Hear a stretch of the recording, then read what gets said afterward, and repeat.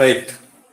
సాంఘిక శాస్త్రము పరిధి, స్వభావం, దాని యొక్క లక్షణాలు అనేటువంటి చూస్తే అసలు సాంఘిక శాస్త్రాన్ని మనము ఎందుకు చదవాలి, సాంఘిక శాస్త్రం యొక్క స్వభావాన్ని ఎందుకు తెలుసుకోవాలి, దాని యొక్క లక్షణాలు ఎందుకు తెలుసుకోవాలంటే, ఒకటి విద్యార్థులకి దాన్ని చక్కగా బోధించడానికి, రెండు సాంఘిక శాస్త్రం యొక్క ఉద్దేశాలను నెరవేర్చడానికి, మూడు సాంఘిక శాస్త్రం యొక్క లక్ష్యాలను, సాంఘిక శాస్త్రం సబ్జెక్ట్ యొక్క లక్ష్యాలు ఏవైతే ఉన్నాయో వాటిని సాధించడం కోసము ఆ సబ్జెక్ట్ యొక్క పరిధిని, దాని స్వభావాన్ని అర్థం చేసుకోవాలి. సో ముందుగా చూస్తే సాంఘిక శాస్త్రం యొక్క ఉద్దేశాలు ప్రధానంగా, అసలు సాంఘిక శాస్త్రాన్ని మనము ఎందుకు, సాంఘిక శాస్త్ర స్వభావాన్ని మనం ఎందుకు తెలుసుకోవాలంటే, ముఖ్యంగా సబ్జెక్ట్ యొక్క సాంఘిక శాస్త్రం యొక్క ఉద్దేశాలను నెరవేర్చడానికి, తర్వాత సాంఘిక శాస్త్రం నుండి సాధించవలసినటువంటి ఆ సబ్జెక్ట్ యొక్క లక్ష్యాలను సాధించడానికి మనం సబ్జెక్ట్ యొక్క స్వభావాన్ని ఖచ్చితంగా తెలుసుకోవాలి. మరి సాంఘిక శాస్త్రం యొక్క ప్రధాన ఉద్దేశం చూస్తే, ప్రధాన ఉద్దేశం ఒకటి మానవ సంబంధాలను మెరుగుపరచడం, మానవ సంబంధాలను మెరుగుపరచడం, లేదా భావి భారత పౌరులను, ఉత్తమ భావి భారత పౌరులుగా పిల్లల్ని తయారు చేయడము. మరి మూడోది వచ్చేసి ఆదర్శమైనటువంటి పౌరులుగా తీర్చిదిద్దడం, ఆదర్శమైన పౌరులుగా తీర్చిదిద్దడం అనేది సాంఘిక శాస్త్రం యొక్క ప్రధాన ఉద్దేశం. మరి సాంఘిక శాస్త్రం యొక్క ప్రధాన ఉద్దేశం ఒకటి మానవ సంబంధాలను మెరుగుపరచడానికి మనం సాంఘిక శాస్త్రాన్ని చదవాలి. అలాగే ఉత్తమ భావి భారత పౌరులను రూపొందించడానికి మనం సాంఘిక శాస్త్రం యొక్క ఉద్దేశం అది. మరి అలాగే ఆదర్శమైనటువంటి పౌరులను రూపొందించడం అనేటువంటిది కూడా సాంఘిక శాస్త్రం యొక్క ముఖ్య ఉద్దేశము.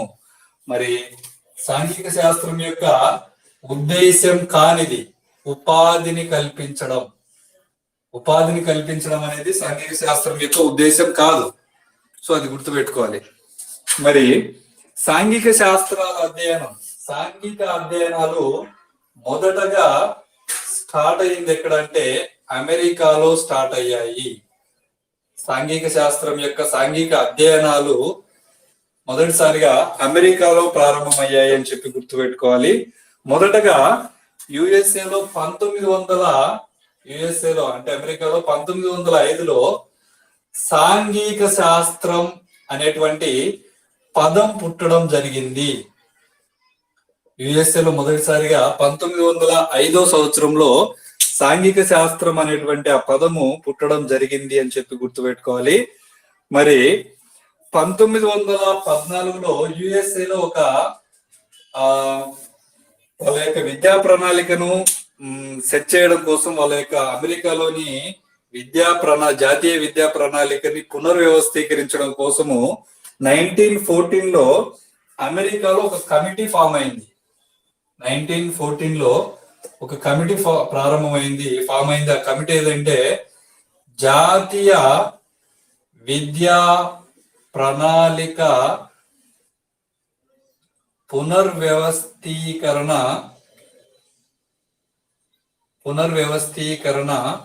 కమిటీ. జాతీయ విద్యా ప్రణాళిక పునర్వ్యవస్థీకరణ కమిటీ అమెరికాలో 1914లో ఒక కమిటీ ఫామ్ అయిపోయింది. ఎందుకు ఈ కమిటీ ఫామ్ అయిందంటే, అక్కడ ఉన్నటువంటి విద్యా ప్రణాళికని అమెరికాలో ఉన్నటువంటి జాతీయ విద్యా ప్రణాళికలో మార్పులు చేర్పులు చేసేదానికి, సో ఆ విద్యా ప్రణాళిక మీద చర్చించడం కోసం 1914లో జాతీయ విద్యా ప్రణాళిక పునర్వ్యవస్థీకరణ కమిటీ అమెరికాలో ఏర్పడింది. ఎప్పుడంటే 1914లో అని చెప్పి గుర్తుపెట్టుకోవాలి. మరి ఆ కమిటీ మీటింగ్ లోనే సాంఘిక అధ్యయనాల యొక్క ప్రాధాన్యతను గుర్తించడం జరిగింది. సాంఘిక అధ్యయనం యొక్క ప్రాధాన్యతను ఆ కమిటీ యొక్క మీటింగ్ లోనే గుర్తించడం జరిగింది. మరి 1916లో ఆ మీటింగ్ జరిగిన తర్వాత 1916లో మొట్టమొదటిసారిగా సాంఘిక శాస్త్రం అనేటువంటి పదాన్ని వాడడం జరిగింది.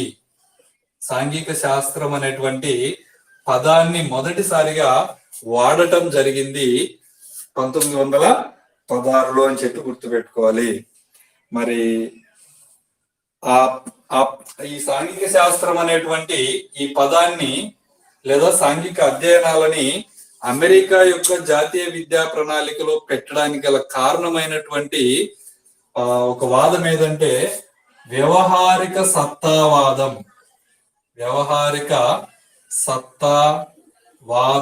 ఆధారంగానే అమెరికా యొక్క విద్యా ప్రణాళికలో సాంఘిక అధ్యయనాలని ప్రవేశపెట్టడం జరిగింది అని చెప్పి గుర్తుపెట్టుకోవాలి. మరి వ్యవహారిక సత్తావాదాన్ని ప్రవేశపెట్టింది ఎవరంటే తెలుసు మనకి, జాన్ డ్యూయీ గారు. మరి ఈ వ్యవహారిక సత్తావాదం ఆధారంగా ఏర్పడినటువంటి బోధనా పద్ధతి ఏదంటే ప్రాజెక్టు పద్ధతి అని గుర్తుపెట్టుకోవాలి. ప్రాజెక్టు పద్ధతి అనేది ఎలా ఏర్పడిందంటే వ్యవహారిక సత్తావాదం ఆధారంగా ఏర్పడినటువంటి బోధనా పద్ధతి ప్రాజెక్టు పద్ధతి అని గుర్తుపెట్టుకోవాలి. తర్వాత వ్యవహారిక సత్తావాదాన్ని ప్రతిపాదించింది ఎవరంటే జాన్ డ్యూయీ అని చెప్పి గుర్తుపెట్టుకోవాలి. మరి తర్వాత వచ్చేసి 1916లో జరిగిన తర్వాత 1916లో మళ్ళీ ఒకసారి ఏమైందంటే అమెరికాలోని చికాగోలో విద్యావేత్తల సమావేశం జరిగింది. విద్యావేత్తల సమావేశము అమెరికాలోని చికాగోలో 1916లో జరిగింది. మరి ఆ మీటింగ్ లో వాళ్ళు ఏం చేశారంటే చికాగోలో ఖచ్చితంగా అమెరికా జాతీయ విద్యా ప్రణాళికలో సోషల్ ని సబ్జెక్ట్ గా పెట్టాలి అని చెప్పి డిసైడ్ అయ్యారు. సో వాళ్ళు డిసైడ్ అయ్యి అదే అకాడమిక్ ఇయర్ అంటే 1916-17 విద్యా సంవత్సరం నుండి అమెరికా పాఠశాలలో సాంఘిక శాస్త్రంను ఒక సబ్జెక్ట్ గా పెట్టడం జరిగింది. 1916-17 అకాడమిక్ ఇయర్ నుండి సాంఘిక శాస్త్రాన్ని ఒక సబ్జెక్ట్ గా పెట్టడం జరిగింది అని చెప్పి గుర్తుపెట్టుకోవాలి. మరి అది అమెరికాలో అయితే మరి మన భారతదేశం విషయానికి వస్తే సాంఘిక అధ్యయనాలు ఎలా ప్రారంభించబడ్డాయి భారతదేశంలో అనేటువంటి తెలుసుకునే దాని ముందుగా ఒకసారి ఇక్కడ చూడండి. సాంఘిక శాస్త్ర స్వభావాన్ని మరియు పరిధిని మనం ఎందుకు తెలుసుకోవాలంటే, ఒకటి సాంఘిక శాస్త్రం యొక్క ఉద్దేశాలు నెరవేరాలన్నా, మరి ఆ సాంఘిక శాస్త్రం సబ్జెక్ట్ యొక్క లక్ష్యాలు ఏవైతే ఉంటాయో ఆ లక్ష్యాలు నెరవేరాలన్నా ఆ పాఠ్య పుస్తకాన్ని ఉపాధ్యాయులు సమర్థవంతంగా యూజ్ చేయాల్సి ఉంటది. మరి పాఠ్య పుస్తకాన్ని సమర్థవంతంగా యూజ్ చేయాలంటే దాని యొక్క స్వభావము, ఆ సబ్జెక్ట్ యొక్క స్వభావము, దాని యొక్క లక్షణాలు అన్ని తెలిసి ఉండాలి. సో ఆ సాంఘిక శాస్త్రం యొక్క ప్రధాన ఉద్దేశాలు మనం చూస్తే మానవ సంబంధాలను మెరుగుపరచడం, అంటే ఒక వ్యక్తికి మరొక వ్యక్తికి మధ్య ఆరోగ్యకరమైనటువంటి రిలేషన్స్ ఫామ్ అయ్యేలాగా చేయడము, మరి ఉత్తమ భావి భారత పౌరులను తయారు చేయడము, మరియు ఆదర్శవంతమైనటువంటి పౌరులను తయారు చేయడం అనేటువంటిది సాంఘిక శాస్త్ర పాఠ్యపుస్తకం యొక్క ప్రధాన ఉద్దేశం అని చెప్పి గుర్తుపెట్టుకోవాలి. మరి ఉపాధిని కల్పించడం అంటే ఎంప్లాయ్మెంట్ ను చూపించడం అనేది సాంఘిక శాస్త్రం యొక్క ఉద్దేశం కాదు. మరి సాంఘిక అధ్యయనాలు మొదటగా ప్రారంభమైనటువంటి దేశం అమెరికా. అమెరికాలో 1905 సంవత్సరంలో సాంఘిక శాస్త్రం అనేటువంటి ఆ వర్డ్ పుట్టడం జరిగింది 1905లో అమెరికాలో. తర్వాత 1914లో అమెరికా యొక్క జాతీయ విద్యా ప్రణాళికని దాన్ని ఏమంటారు, విద్యా ప్రణాళికని పునర్వ్యవస్థీకరించడం కోసం ఒక కమిటీ ఏర్పడింది.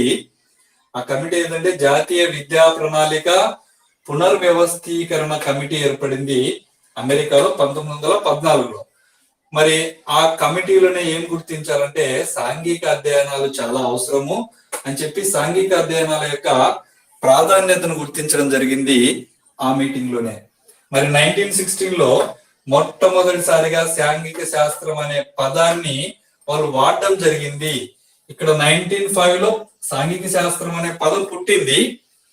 1916లో ఈ మీటింగ్ తర్వాత వాళ్ళ ఆ పదాన్ని మొదటిసారిగా వాడడం జరిగింది. మరి అమెరికాలో సాంఘిక శాస్త్ర విద్యా ప్రణాళికలో సాంఘిక శాస్త్రం ప్రవేశపెట్టడానికి కారణమైనటువంటి కారణమైనటువంటి వాదం ఏదంటే వ్యవహారిక సత్తావాదం. మరి వ్యవహారిక సత్తావాదాన్ని డెవలప్ చేసింది ఎవరంటే జాన్ డ్యూయి గారు. మరి వ్యవహారిక సత్తావాదం ఆధారంగా ఏర్పడినటువంటి బోధనా పద్ధతి ప్రాజెక్ట్ పద్ధతి అని చెప్పి గుర్తుపెట్టుకోవాలి, చాలా ఇంపార్టెంట్. మరి 1916లో చికాగోలో మళ్ళీ ఒక మీటింగ్ జరిగింది, విద్యావేత్తల సమావేశం అమెరికాలో. ఆ మీటింగ్ లోనే ఇంకా సాంఘిక శాస్త్రాన్ని ఖచ్చితంగా విద్యా ప్రణాళికలో పెట్టాలి అని చెప్పి డిసైడ్ అయ్యారు. డిసైడ్ అయ్యి అదే సంవత్సరం 1916-17 నుంచి అమెరికాలో సాంఘిక శాస్త్రాన్ని ఒక సబ్జెక్ట్ గా పెట్టడం జరిగింది అని చెప్పి గుర్తుపెట్టుకోవాలి. మరి భారతదేశం విషయానికి వస్తే భారతదేశంలో మొదటిసారిగా సాంఘిక అధ్యయనాల యొక్క ప్రాధాన్యతను, సాంఘిక అధ్యయనాలు చాలా ముఖ్యము, మరి ఆ సాంఘిక అధ్యయనాల యొక్క ప్రాధాన్యతను మొదటిసారిగా గుర్తించింది ఎవరంటే మహాత్మా గాంధీ గారు. మహాత్మా గాంధీ గారు తన యొక్క బేసిక్ విద్యా విధానం, లేదా దాన్ని మనం ఏం చెప్తామంటే ప్రాతిపదిక విద్య అని చెప్తాం. దాన్ని ప్రాతిపదిక విద్యా విధానంలో సాంఘిక అధ్యయనాల యొక్క ఆధార విద్యా విధానం అంటారు. దాన్ని ఆధార విద్యా విధానం, గాంధీ గారి బేసిక్ విద్యా విధానం లేదా ప్రాతిపదిక విద్యా విధానం లేదా ఆధార విద్యా విధానంలో ఈయన ఏం చేశారంటే సాంఘిక అధ్యయనాల యొక్క ప్రాధాన్యతని తెలియచేయడం జరిగింది మహాత్మా గాంధీ గారు. మరి తర్వాత 1952 ఇయర్స్ చాలా ఇంపార్టెంట్ సార్, ఇయర్స్ గుర్తు పెట్టుకోవాలి. 1952-53లో సెకండరీ విద్య మీద ఒక కమిటీ ఏర్పడింది. సెకండరీ విద్యను అధ్యయనం చేయడానికి, సెకండరీ విద్యలోని లోటుపాట్లని అడిషనల్ గా యాడ్ చేయాల్సినటువంటి అంశాలను స్టడీ చేసేదానికి ఒక కమిటీ ఏర్పడింది. ఆ కమిటీ ఏదంటే లక్ష్మణ స్వామి మొదలియార్ కమిటీ. ప్రొఫెసర్ లక్ష్మణ స్వామి మొదలియార్ కమిటీ. ప్రొఫెసర్ లక్ష్మణ స్వామి మొదలియార్ కమిటీ ఎప్పుడు ఏర్పడింది? 1952-53లో. ఎందుకు ఏర్పడింది? సెకండరీ విద్యని స్టడీ చేయడానికి కోసం. ఆ సెకండరీ విద్య మీద ఏర్పడినటువంటి లక్ష్మణ స్వామి మొదలియార్ కమిటీ ఏం చెప్పిందంటే సాంఘిక శాస్త్రం అనే పదం మనకు కొత్తది, సాంఘిక శాస్త్రం అనే పదము మనకు కొత్తది, దీన్ని విద్యా ప్రణాళికలో ప్రవేశపెట్టాలి. సాంఘిక శాస్త్రం అనేది మనకు కొత్తది, దీన్ని విద్యా ప్రణాళికలో ప్రవేశపెట్టాలి అని చెప్పింది మొదటిసారిగా లక్ష్మణ స్వామి మొదలియార్ కమిటీ. మొదటిసారిగా విద్యా ప్రణాళికలో మన భారతదేశంలో కూడా సాంఘిక శాస్త్రాన్ని ప్రవేశపెట్టాలి అని చెప్పింది అనమాట. అయితే 1900 చెప్పిన తర్వాత 1952-53 నుండి సాంఘిక శాస్త్రము విద్యా ప్రణాళికలో భాగమైంది. సాంఘిక శాస్త్రం విద్యా ప్రణాళికలో ఒక భాగం అయిపోయింది. ఎప్పటి నుంచి? 1952-1953 నుండి సాంఘిక శాస్త్రం విద్యా ప్రణాళికలో భాగం అయిపోయింది. అంతకు ముందు కూడా ఉండేది, కానీ ఎట్లా ఉండేదంటే ఒక ఐచ్ఛిక అంశంగా ఉండేది. ఐచ్ఛిక అంశం అంటే ఇష్టం ఉంటే దాన్ని చదవచ్చు, ఇష్టం లేకపోతే అవసరం లేదు. కానీ ఇక్కడ ఖచ్చితంగా చదవాల్సిన పాఠ్య పుస్తకం, ఖచ్చితంగా చదవాల్సిన సబ్జెక్ట్ గా 1952-53 నుండి దాన్ని విద్యా ప్రణాళికలో పెట్టడం జరిగింది. మరి 1964లో 1964 లో కొఠారి కమిషన్ ఏర్పడింది తెలుసు మనకి. కొఠారి కమిషన్ 1964 లో ఏం చెప్పిందంటే సైన్స్ తో పాటు, సైన్స్ అంటే విజ్ఞాన శాస్త్రం, సైన్స్ తో పాటు సోషల్ కూడా పెట్టాలి అని చెప్పింది. సైన్స్ తో పాటు సోషల్ కూడా పెట్టాలని 1964 లో కొఠారి కమిషన్ చెప్పడం జరిగింది. మరి ఆ కొఠారి కమిషన్ ఎలా చెప్పిందంటే ప్రైమరీ స్థాయిలో, అంటే ప్రైమరీ స్థాయిలో దాన్ని ఎలా పరిచయం చేయాలంట, ఈవీఎస్ రూపంలో పరిచయం చేయాలి. మరి అప్పర్ ప్రైమరీ స్థాయిలో దాన్ని సోషల్ స్టడీస్ గా దాన్ని పరిచయం చేయాలి. మరి హై స్కూల్ స్థాయిలో ఆ సబ్జెక్ట్ ని సామాజిక శాస్త్రం ప్రవేశపెట్టాలి, సామాజిక శాస్త్రంగా దాన్ని పరిచయం పెట్టాలి అని చెప్పడం జరిగింది. ఇక్కడ ఈవీఎస్ అంటే పరిసరాల విజ్ఞానం, అంటే చుట్టూ ఉన్నటువంటి పరిసరాల గురించి చెప్పేటువంటి శాస్త్రం. అంటే దాంట్లో తన శరీరం గురించి, తన చుట్టూ ఉన్న పరిసరాల గురించి రెండు ఉంటాయి. అంటే ఈవీఎస్ పరిసరాల విజ్ఞానం అనగానే సైన్స్ వస్తుంది, దాంట్లోనే సోషల్ కూడా వస్తుంది. అంటే సాంఘిక శాస్త్రము మరియు విజ్ఞాన శాస్త్రం రెండు కలిసి ఉంటది. కానీ అప్పర్ ప్రైమరీ స్థాయిలో ఎట్లా పెట్టాలని చెప్పినారు, సోషల్ స్టడీస్ అంటే కేవలం సాంఘిక అధ్యయనాలు మాత్రమే పెట్టాలి అన్నాడు. మరి హై స్కూల్ స్థాయిలో సాంఘిక శాస్త్రాన్ని ఇంకా విస్తృతపరిచి ఒక సామాజిక శాస్త్రంగా ప్రవేశపెట్టాలి అని చెప్పింది ఎవరంటే 1964 లో కొఠారి కమిషన్ అని గుర్తుపెట్టుకోవాలి. మరి 1977లో ఈశ్వరీబాయి కమిటీ చేసినటువంటి ప్రతిపాదనలు, 1977లో ఈశ్వరీబాయి కమిటీ ఈ సోషల్ మీద చేసినటువంటి సాంఘిక అధ్యయనాల మీద చేసినటువంటి సూచనలు ఏవంటే ప్రకృతి, సాంఘిక శాస్త్రం అనేది ప్రకృతి పరిసరాలను గురించి తెలుసుకుంటూ, ప్రకృతి పరిసరాల గురించి పరిచయం చేస్తూ, దాని గురించి అధ్యయనం చేస్తూ, మరి అదేవిధంగా జట్టు భావన అంటే కలిసి పనిచేయడం అనేటువంటిది విద్యార్థుల్లో పెంపొందిస్తూ, మరి సాంఘికోపయోగ కృత్యాలు అలవాటు చేయాలి అని సూచించడం జరిగింది 1977లో Eshwaribai committee. So Eshwaribai committee social ఎలా ఉండాలి, సాంఘిక అధ్యయనాలు ఎలా ఉండాలనేటువంటి ఒక సూచన చేయడం జరిగింది. ప్రకృతి పరిసరాల గురించి తెలియజేస్తూ విద్యార్థికి, అలాగే జట్టు భావనని పెంపొందిస్తూ, జట్టు భావన అంటే కలిసి పనిచేయడం, ఒకరికొకరు సహాయం చేసుకోవడం, అలాంటి భావనని విద్యార్థుల్లో పెంపొందిస్తూ, అలాగే సాంఘిక ఉపయోగ కృత్యాలు అంటే సమాజానికి ఉపయోగపడేటువంటి వృత్తులను, అలాంటి పనులను చేసే విధంగా, ప్రోత్సహించే విధంగా సాంఘిక శాస్త్రం ఉండాలి అని చెప్పింది ఎవరంటే 1977లో Eshwari Bai Patel committee.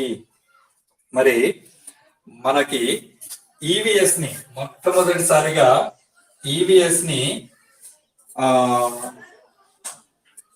National education policy NPE 1986 ద్వారా పరిచయం చేయడం జరిగింది. 1916 ఎన్పిఈ నేషనల్ ఎడ్యుకేషన్ పాలసీ 1986 ద్వారా మొదటిసారిగా ఈవీఎస్ ని ఇంట్రడ్యూస్ చేయడం జరిగింది. మరి ఈశ్వరీబాయి పటేల్ కమిటీ ఏమంటుందంటే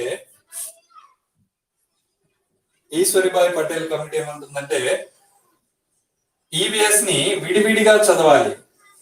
విడివిడిగా అంటే ఈవీఎస్ 1 మరి ఈవీఎస్ 2 గా చదవాలి అని చెప్పి ఈశ్వరీబాయి పటేల్ కమిటీ, కనిపిస్తుంది సార్, కనిపిస్తుంది, ఈవీఎస్ 1 మరియు ఈవీఎస్ 2 గా చదవాలని చెప్పడం జరుగుతుంది. ఏదంటే ఈశ్వరీబాయి పటేల్ కమిటీ, చాలా important. Eshwari Bai Patel committee. So EVS ని కలిపి కాకుండా సపరేట్ గా చదవాలని చెప్పింది Eshwari Bai Patel committee. So EVS 1 లో ఏమొస్తాయంటే మొట్టమొదటి సాంఘిక పరిసరం మనకి తల్లిదండ్రులు, కాబట్టి కుటుంబం గురించి అంటే సోషల్, ఈవీఎస్ 1 అంటే సోషల్ వస్తుంది, మరి ఈవీఎస్ 2 అంటే సైన్స్ వస్తుంది. ఈవీఎస్ 1, 2 సపరేట్ గా చదవాలని చెప్పింది ఈశ్వరీబాయ్ పటేల్ కమిటీ. కాదు, కలిపి చదవాలి అని చెప్పింది Yashpal committee. EVS 1 plus EVS 2 రెండు కలిపి చదవాలి అని చెప్పింది ఎవరంటే యశ్పాల్ కమిటీ అని గుర్తుపెట్టుకోవాలి. చాలా important sir. Yashpal committee, Eswaribai Patel committee రెండు వేరువేరుగా చదవాలని చెప్తే, మరి యశ్పాల్ కమిటీ ఏం చెప్పిందంటే కాదు, రెండు కలిపే చదవాలి అని చెప్పడం జరిగింది. మరి ప్రస్తుతము 1-2 తరగతులకి సాంఘిక శాస్త్ర పాఠ్య పుస్తకాలను గమనిస్తే 1-2 తరగతులకి పాఠ్య పుస్తకాలు ఏమి ఉండవు, బుక్కులు ఏమి ఉండవు. మరి ఏముంటాయంటే టీచర్స్ కి హ్యాండ్ బుక్స్ ఉంటాయి, అంటే ఉపాధ్యాయ కరదీపిక అంటాం. ఉపాధ్యాయ కరదీపికలు ఉంటాయి 1-2 క్లాసులకి. మళ్ళీ 3, 4, 5 తరగతుల్లో 3, 4, 5 తరగతుల్లో ప్రస్తుతము పరిసరాల విజ్ఞానం, ఎన్విరాన్మెంట్ స్టడీస్ పేరుతో బుక్లు రూపొందించడం జరిగింది. మరి 6th నుంచి 10th వరకు ఎట్లా పిలుస్తున్నామంటే దాన్ని సాంఘిక శాస్త్రము అని పిలుస్తున్నాం ఇప్పుడున్న టెక్స్ట్ బుక్ల్ని. మరి హైయర్ స్టడీస్ లో అయితే, కాలేజ్ లెవెల్లో అయితే దాన్ని సామాజిక శాస్త్రము అంటాం. సోషల్ ని సామాజిక శాస్త్రం అంటాం. ప్రస్తుతం మనం వాడేటువంటి టెక్స్ట్ బుక్లు, మన ఎస్సీఆర్టీ ఇంట్రొడ్యూస్ చేసిన టెక్స్ట్ బుక్లు ఈ విధంగా ఉన్నాయి. 1-2 తరగతులకు అయితే పుస్తకాలు ఏమి ఉండవు. మరి వాటిని ఉపాధ్యాయుల కరదీపికల ఆధారంగా విద్యార్థులకి చెప్పడం జరుగుతుంది. మరి 3, 4, 5 తరగతుల్లో అయితే పరిసరాల విజ్ఞానం పేరుతో పరిచయం చేయడం జరిగింది. మరి 6 నుండి 10 వరకు అయితే దాన్ని సాంఘిక శాస్త్రం అని సపరేట్ గా చేయడం జరిగింది. మరి హై స్కూల్ ఎడ్యుకేషన్ లో అయితే కాలేజ్ లెవెల్లో ఎడ్యుకేషన్ లో అయితే దాన్ని సామాజిక శాస్త్రం, సోషల్ ని సామాజిక శాస్త్రంగా పరిచయం చేయడం జరిగింది అని చెప్పి గుర్తుపెట్టుకోవాలి. మరి తర్వాత వచ్చేసి యశ్పాల్ కమిటీ ఇంకొక ముఖ్య సూచన ఏం చేసిందంటే, యశ్పాల్ కమిటీ యూపీ స్థాయిలో పౌరనీతి శాస్త్రం ఉంది కదా ఇప్పుడు మామూలుగా, మరి ఆ పౌరనీతి శాస్త్రం బదులుగా పౌరనీతి శాస్త్రం వద్దు, మరి ఆ పౌరనీతి శాస్త్రం బదులుగా రాజనీతి శాస్త్రం పెట్టండి అని చెప్పి యశ్పాల్ కమిటీ సూచించడం జరిగింది. పౌరనీతి శాస్త్రం యూపీ స్థాయిలో పౌరనీతి శాస్త్రం బదులుగా రాజనీతి శాస్త్రం పెట్టండి అని సజెషన్ ఇచ్చిన కమిటీ ఏది అంటే యశ్పాల్ కమిటీ అని చెప్పి గుర్తుపెట్టుకోవాలి. మరి ఈ పరిసరాల విజ్ఞానంలో ఈ సోషల్లో ఇతివృత్తాల ఆధారంగా పాఠ్య పుస్తకాలు తయారు చేస్తారని మనకు తెలుసు అందరికీ. మరి పరిసరాల విజ్ఞానం పాఠ్య పుస్తకాన్ని 12 ఇతివృత్తాలను ఆధారంగా చేసుకుని తయారు చేస్తారు. 12 ఇతివృత్తాలు అంటే మొక్కలు, జంతువులు, మానవ శరీరము, ఇలాంటి కొన్ని ప్రధానమైన అంశాలను గురించి ప్రతి అంశం నుంచి ఒక్కో పాఠం సెలెక్టివ్ గా తీసుకొని బుక్ ని డిజైన్ చేస్తారు. సో ఇప్పుడు మొక్కలు అనేది ఒక ఇతివృత్తము, మానవ శరీరం అనేది ఒక ఇతివృత్తము, అలాగే పండుగలు అనేది ఒక ఇతివృత్తము, అలాగే కొన్ని ఇతివృత్తాలను తీసుకొని ఒక్కొక్క ఇతివృత్తం నుంచి ఒక్కొక్క టాపిక్ ని ఒక లెసన్ లాగా క్రియేట్ చేసి బుక్ ని డిజైన్ చేస్తారు. సో మరి పరిసరాల విజ్ఞానాన్ని ప్రస్తుతము 12 ఇతివృత్తాల ఆధారంగా రూపొందిస్తున్నారు. మరి సాంఘిక శాస్త్రాన్ని అయితే హై స్కూల్ స్థాయిలో సాంఘిక శాస్త్రం ఉంటుంది కదా, మరి సాంఘిక శాస్త్రాన్ని అయితే 6 ఇతివృత్తాలను ఆధారంగా చేసుకొని డిజైన్ చేస్తున్నారు అని చెప్పి గుర్తుపెట్టుకోవాలి. మరి ఇప్పుడు అన్ని కూడా పాఠ్యపుస్తకాలన్నీ కూడా సోషల్ పాఠ్యపుస్తకాలన్నీ కూడా సమైక్య పద్ధతిలో రూపొందాయి అనేది గుర్తుపెట్టుకోవాలి. చాలా వెరీ వెరీ ఇంపార్టెంట్ సార్. ప్రస్తుతం ఎస్సీఆర్టీ రూపొందించిన సాంఘిక శాస్త్ర పుస్తకాలన్నీ సమైక్య పద్ధతిలో రూపొందించడం జరిగింది. మరి ఎన్సిఎఫ్ 2005 ప్రకారము సోషల్ బుక్స్ అన్ని తయారయ్యాయి. ఇప్పుడున్న సోషల్ బుక్స్ అన్ని NCF 2005 ప్రకారం తయారైనవే. మరి అది అది కొన్ని రకాలైనటువంటి సూచనలు NCF పాఠ్య పుస్తకాల తయారీలో చేసినటువంటి సూచనలు మనం గమనిస్తే చాలా ఇంపార్టెంట్. పుస్తకాలు స్వయం శోధన లక్షణాన్ని కలిగి ఉండాలి. స్వయం శోధన అంటే పిల్లలు వాళ్ళంతటా వాళ్ళే పుస్తకాలు చదువుకొని అర్థం చేసుకొని పరిశీలించేలాగా ఉండాలి పాఠ్య పుస్తకాలు అని ఒక సూచన ఇస్తుంది NCF. మరి తర్వాత లర్నింగ్ బై డూయింగ్, చేయడం ద్వారా పిల్లలు నేర్చుకునేలాగా ఉండాలి. చెయ్యడం ద్వారా నేర్చుకునేలాగా ఉండాలి పాఠ్య పుస్తకాలు అని చెప్పి మరొక సూచన ఇస్తుంది NCF. మరి నెక్స్ట్ తెలిసిన పాఠ్య పుస్తకం యొక్క అమరిక ఎలా ఉండాలంటే ఫస్ట్ తెలిసిన అంశాలు ఉండాలి. తెలిసిన అంశాలను పరిచయం చేస్తూ తెలియని అంశాలకు వెళ్ళాలి. అలాగే రూపొందాలి పాఠ్య పుస్తకాలు అనే ఒక సూచన ఇవ్వడం జరిగింది. మరి అలాగే ప్రాథమిక జ్ఞానం నుంచి ముందుగా తెలిసిన జ్ఞానం, ప్రాథమిక జ్ఞానం ఫస్ట్ పెట్టి తర్వాత తెలియని విషయాలన్నీ అమర్చుకుంటూ పోవాలి పాఠ్య పుస్తకంలో. అంటే ముందుగా ప్రాథమిక జ్ఞానానికి సంబంధించిన అంశాలు పెట్టి తెలియని అంశాలన్నీ వరుసగా అమర్చుకుంటూ పోవాలని చెప్పి NCF సూచించడం జరుగుతుంది. సో NCF ఇచ్చిన సూచనలు ఇవి. పుస్తకాలు స్వయం శోధన లక్షణాన్ని కలిగి ఉండాలి. మరి చేయడం ద్వారా నేర్చుకోవడం అనే లక్షణాన్ని కలిగి ఉండాలి. మరి అలాగే తెలిసిన దాని నుంచి తెలియని దానికి ఉండేలాగా ఫస్ట్ తెలిసిన విషయం పెట్టాలి, తర్వాత తెలియని విషయాలని పరిచయం చేయాలి అని సూచించడం జరిగింది. మరి ముందుగా ప్రాథమిక జ్ఞానాన్ని పెట్టిన తర్వాత జ్ఞానాన్ని విస్తృతంగా పాఠ్యపుస్తక చివరిలో పెట్టి పాఠ్యపుస్తకాలను రూపొందించాలని చెప్పి NCF సూచించడం జరిగింది. మరి ఇంకా సోషల్ పెట్టడానికి అసలు మన విద్యా ప్రణాళికలో సోషల్ పెట్టడానికి గల కారణాలు చూస్తే ప్రధానంగా 3 కారణాలు ఉన్నాయి. మనోవైజ్ఞానిక కారణాలు ఉన్నాయి. మరి ఇంకొకటి ఏంటంటే సాంఘిక కారణాలు ఉన్నాయి. 3 లౌకిక కారణాలు ఉన్నాయి. ఎందుకు పాఠ్య పుస్తకాన్ని అసలు మన విద్యా ప్రణాళికలు ఎందుకు పెట్టాలి? ఎందుకు పెట్టాలి అసలు సాంఘిక శాస్త్రాన్ని మన విద్యా ప్రణాళికలు అంటే ప్రధానంగా 3 కారణాలు ఉన్నాయి.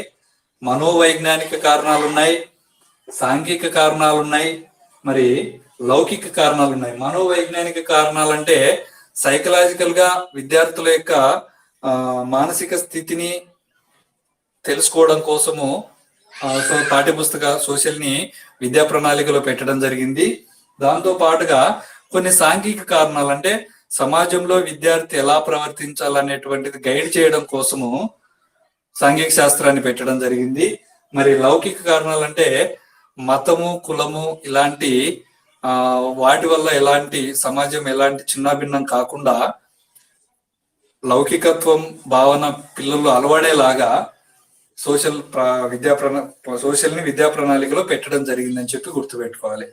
ఇది మొదటి భాగం సార్. ఒకసారి బ్యాకప్ చేస్తే భారతదేశంలో సాంఘిక అధ్యయనాలు ప్రాధాన్యతను మొదటిసారిగా గుర్తించింది ఎవరంటే మహాత్మా గాంధీ గారు. బేసిక్ విద్యా విధానం లేదా ప్రాతిపదిక విద్యా విధానం లేదా ఆధార విద్యా విధానం అనేటువంటి తన విద్యా విధానంలో సాంఘిక అధ్యయనాల ప్రాధాన్యతను తెలియజేయడం జరిగింది మహాత్మా గాంధీ గారు. మరి నెక్స్ట్ 1952-53లో సెకండరీ విద్య మీద ఒక కమిటీ ఏర్పడింది. అదే ప్రొఫెసర్ లక్ష్మణ స్వామి మొదలియార్ కమిటీ. మరి ఇదేం చేసిందంటే సాంఘిక శాస్త్రం మనకు కొత్తది, దీన్ని విద్యా ప్రణాళికలో ప్రవేశపెట్టాలి అని చెప్పి ఒక సూచన ఇచ్చిన తర్వాత మళ్ళీ పైన చూస్తే 1952-53 నుండి సాంఘిక శాస్త్రము విద్యా ప్రణాళికలో భాగం అయిపోయింది. మరి అంతకంటే ముందు ఎలా ఉండేది? ఒక ఐచ్ఛిక అంశంగా ఉండేది. మరి 1964లో కొఠారి కమిషన్ ఏం చెప్పిందంటే సైన్స్ తో పాటు సోషల్ కూడా పెట్టాలని చెప్పింది కొఠారి కమిషన్. చెప్పి ప్రాథమిక స్థాయిలో ఈ సోషల్ ఎట్లా పరిచయం చేయాలని చెప్పింది. ప్రాథమిక స్థాయిలో EVS పేరుతో, యూపీ స్థాయిలో సోషల్ స్టడీస్ పేరుతో, హై స్కూల్ స్థాయిలో సామాజిక శాస్త్రం పేరుతో పెట్టండి అని చెప్పింది. మరి 1977లో ఈశ్వరభాయ్ పటేల్ కమిటీ ఏం చెప్పిందంటే సాంఘిక శాస్త్రం అనేది ఎలా ఉండాలంటే ప్రకృతి పరిసరాల గురించి అధ్యయనం చేసేదానిలా ఉండాలి. మరి జట్టు భావన పెంపొందించాలి.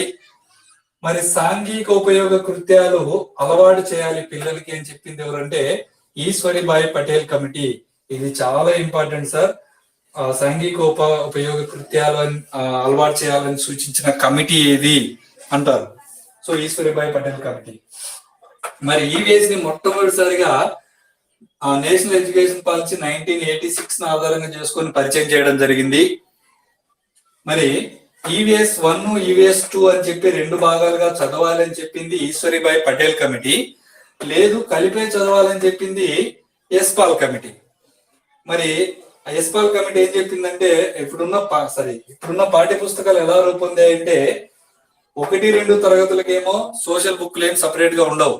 జస్ట్ టీచర్స్ హ్యాండ్ బుక్ ఉంటది, అంటే ఉపాధ్యాయ కరదీపిక ఉంటది. మరి 3, 4, 5 తరగతుల్లో సోషల్ ని ఇంకా పరిసరాల విజ్ఞానంలో కలిపి పెట్టినాము, పరిసరాల విజ్ఞానం. మరి 6 నుంచి 10 తరగతి వరకు దాన్ని సాంఘిక శాస్త్ర రూపంలో ప్రవేశపెట్టాము. మరి కాలేజ్ లెవెల్లో అయితే దాన్ని సామాజిక శాస్త్ర రూపంలో ప్రవేశపెట్టడం జరిగింది. మరి యూపీ స్థాయిలో పౌరనీతి శాస్త్రం వద్దు, దాని బదులు రాజనీతి శాస్త్రం పెట్టండి అని చెప్పింది ఎవరంటే యశ్పాల్ కమిటీ. యూపీ స్థాయిలో పౌరనీతి శాస్త్రం వద్దు, రాజనీతి శాస్త్రం పెట్టండి అని చెప్పింది యశ్పాల్ కమిటీ. మరి ఇక్కడ చూస్తే పుస్తకాలన్నీ ఇతివృత్తాల ఆధారంగానే రూపొందుతాయి, ఏ పాఠ్య పుస్తకాలైనా సరే. మరి ఇక్కడ చూస్తే పరిసరాల విజ్ఞానం 12 ఇతివృత్తాలను ఆధారంగా చేసుకుని రూపొందడం జరిగింది. మరి సాంఘిక శాస్త్రం వచ్చేసి 6 ఇతివృత్తాలను ఆధారంగా చేసుకొని రూపొందించడం జరిగింది. మరి తర్వాత ఇప్పుడున్న పాఠ్య పుస్తకాలన్నీ ఎన్సిఎఫ్ 2005 సూచించిన సూచనల మేరకు రూపొందిన పాఠ్య పుస్తకాలన్నీ కూడా సమైక్య పద్ధతిలో ఉన్నాయి. వాటి యొక్క అమరిక సమైక్య పద్ధతిలో ఉన్నాయి అని చెప్పి గుర్తుపెట్టుకోవాలి.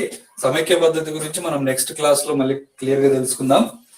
మరి ఎన్సిఎఫ్ సూచించేటువంటి పాఠ్య పుస్తకాలు ఎలా ఉండాలి అనేటువంటిది ఎన్సిఎఫ్ సూచించే సూచనలు లేదంటే పాఠ్య పుస్తకాలు స్వయం శోధన లక్షణాన్ని కలిగి ఉండాలి.